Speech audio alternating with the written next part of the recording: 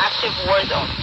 If you continue and attempt to breach the naval blockade, we will stop your vessel and act to confiscate it through legal proceedings in court. You bear full responsibility for your actions. Say that we are entering an active war zone. You're saying that we are entering a place where we are committing war crimes.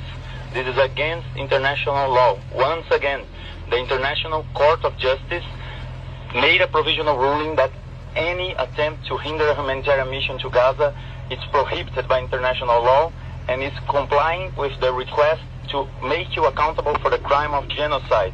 The International Criminal Court has your Prime Minister Benjamin Netanyahu under an arrest warrant for the crime of starving children and starving people to death using starvation and famine as a weapon of war.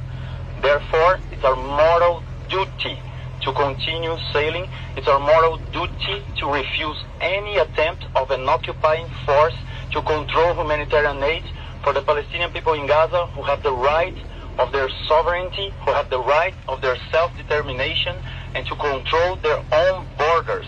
Therefore, we do not recognize you as a legitimate agent to control any attempt to bring aid to the Palestinian people in Gaza. We request you to stand down, to do not commit another war crime among so many that you've been committing, and to stand down. Do not engage with our peaceful, non-violent, humanitarian solidarity mission for the Palestinian people in Gaza. I advise you again,